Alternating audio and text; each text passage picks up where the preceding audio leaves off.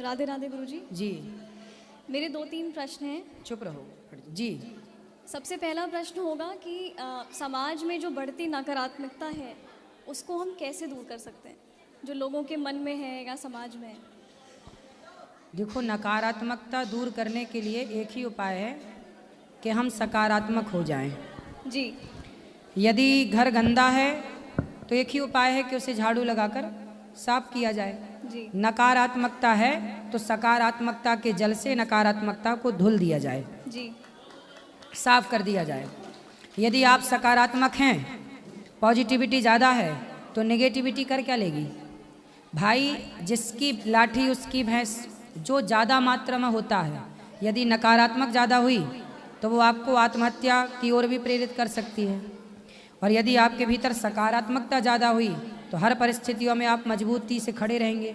इसलिए भगवान राम के जीवन में उनकी माँ ने वनवास भेज दिया, लेकिन उस वनवास जाने पर भी राम जी 14 साल कैसे रहे होंगे, लेकिन अपने धर्म पर वो टिके रहे। इतनी नकारात्मकता के बाद भी राम सकारात्मक रहे। राम की पत्नी को चुरा लिया रावण ने, राम रो रहे हैं। कोई और होता तो हार जाता, लेकिन राम जी सकारात्मक रहे। और सकारात्मकता इतनी थी कि उनकी सेना बढ़ती चली गई और लंका के राजा को हरा दिया। ये है सकारात्मकता की शक्ति। पॉजिटिविटी में बहुत ताकत है। जी। अगला सवाल गुरुजी, क्या आज के युवाओं में भक्ति की भावना बढ़ रही है? हाँ, आज का युवा भक्ति की ओर बढ़ता चला जा रहा है। बात सही है। तो ये कैसे बदलाव हुआ? अगर आप सत्संग से। आजकल लोग कथा सुनने लग गए हैं और यूट्यूब का ज़माना है, सोशल मीडिया का ज़माना है। अच्छी बातें भी समाज में चलने लग गई हैं तो लोग धर्म से जुड़ने लग गए हैं। जो नहीं जानते थे वो जानने लग गए अपने धर्म के बारे में कि भाई हमारा धर्म कितना महान है। अभी तक लोग सिकंदर को महान कहते थे, जब कथाओं से पता चला कि नहीं हमारे ऋषि मुनि बड़े महान थे। अभी तक लोगों को यही पता था कि राइट ब्रदर्स ने विमान बनाया। अभी तक लोगों को यही पढ़ाया गया कि हम बंदरों की संतान हैं, लेकिन अब जान गए कि नहीं हम ऋषियों की संतान हैं। और हमारे विमान का आविष्कार हमारे ऋषि मुनियों ने पहले ही कर दिया था। तब तो रावण विमान पर ही तो चढ़ा कर ले गया था सीता मैया को, तो विमान तो हमारे यहाँ पहले से थे। तो हमारी इस वैज्ञानिक परंपरा को भी जो शास्त्रोक्त है उसे युवा समझ रहे हैं और अब बदलाव हो रहा है। जैसा आपने सोशल मीडिया की बात की, तो सोशल मीडिया के इस युग में क्या आध्यात्मिकता बढ़ रही है? हाँ, सोशल मीडिया का जो सदुपयोग कर रहे हैं वो दिन भर कथा सुन रहे हैं, अच्छी बातें सुन रहे हैं, तो उनके भीतर जैसा आप सुनते हैं ना वैसा आप होते हैं। अच्छा ये बताओ, आपके आसपास छोटे बच्चे हैं? जी।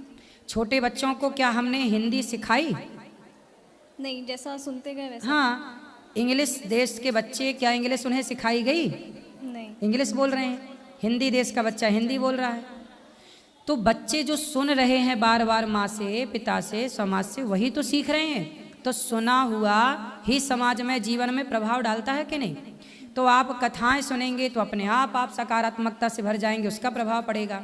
आप गलत बातें सुनेंगे तो वो गलत आप होते चले जाएंगे। इसलिए जो हम सुनते हैं, रामचरितमानस सुने, भगवत गीता सुने, तो हमारे विचार भी वैसे होंगे। हम राम के बारे में सुने तो हमारा स्वभाव राम जैसा होगा। हम रावण के बारे में सुने, हमारा स्वभाव रावण जैसा होगा। आप जिसके बारे में सुनते हैं आपके चरित्र का, व्यवहार का निर्माण वैसा होता है। जी। आखिरी सवाल गुरुजी, सत्संग के दौरान कभी आपको ऐसी कोई चमत्कारी अनुभव हुआ हो अगर, तो वो बताइए। कौन सा चमत्कार? कोई भी जो आपको महसूस हुआ हो। महसूस तो हमें अभी भी हो रहा है, 24 घंटे होता है। गौरी गोपाल आश्रम में हजारों लोग भरपेट भोजन खा रहे हैं। भरपेट भोजन निःशुल्क मिल रहा है।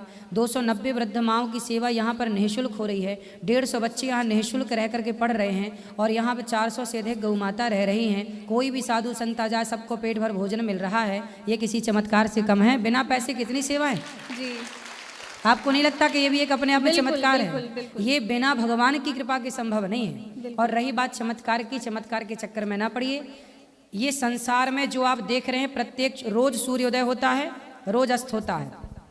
अभी सब जगह अंधकार है, रात्रि है ना, दिन में सब जगह प्रकाश होता है। आपको नहीं लगता कि चमत्कार है? अभी तक तो यहाँ अंधेरा था, अपने आप उजेला कैसे हो गया? जो आकाश हमें सफेद और नीला दिखाई पड़ता था, वो आकाश में 4 तारे कैसे चमकने लग गए? आपको नहीं लगता कि सब चमत्कार है? ईश्वर का नित्य चमत्कार है। पानी की बूंद से पानी की 2 बूंदों से एक मनुष्य का निर्माण हो जाता है। ईश्वर की शक्ति है, यही सबसे बड़ा चमत्कार है। माँ के शरीर में कहीं भी काटो, आपके शरीर में कहीं भी एक कट लगाया जाए ना, खून निकलेगा। लेकिन जब एक स्त्री माँ बनती है और बच्चे को छाती से लगाकर दूध पिलाती है तो खून नहीं निकलता, अमृत जैसा दूध निकलता है। ये चमत्कार नहीं है? जी। बच्चे के जन्म के पहले वहाँ पर दूध नहीं था, दूध की कोई धारा थी, लेकिन बच्चे के जन्म होने के बाद बच्चे के लिए भगवान ने दूध की धारा बहा दी। क्या ये नहीं लगता कि चमत्कार है? जी। बच्चा पैदा होता है, दांत नहीं होते, थोड़े दिन बाद दांत आने शुरू हो जाते हैं, वो पुराने दांत गिर के नए दांत लगवाते हैं। ये चमत्कार नहीं है? आप पैदा हुई थी 2.5 किलो की, आज आप 50 किलो से ऊपर की हैं, ये चमत्कार नहीं है? जी। जी। फिर ईश्वर प्रत्येक क्षण चमत्कार दिखा रहे हैं। हम ईश्वर के चमत्कार को तो देख नहीं रहे हैं, हम संसार के सामान्य चमत्कारों के पीछे पड़ रहे हैं। ईश्वर प्रत्येक क्षण जो संसार में हो रहा है सब चमत्कार है। आप 2.5 किलो से इतनी बड़ी हो गई, क्या है ये? जी। बोलो। एक आखिरी सवाल, मतलब अगर आप जवाब देना हाँ चाहें। हाँ, आप पूछते रहो। जी।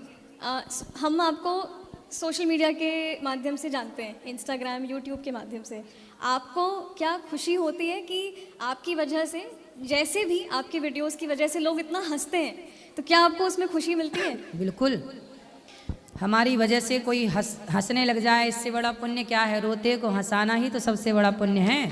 आज व्यक्ति डिप्रेशन में है, परेशान है, आज मेरी बातें सुन सुन के लोग हंसते तो हैं पर हंस हंस के बहुत कुछ सीख भी लेते हैं। मैं हंसते हंसते ही बहुत कुछ सिखा देता हूँ, यदि कोई सीखना चाहे तो। जी। जी। नहीं सीखना चाहे तो हंसी तो आ ही रही है। जी। राधे राधे।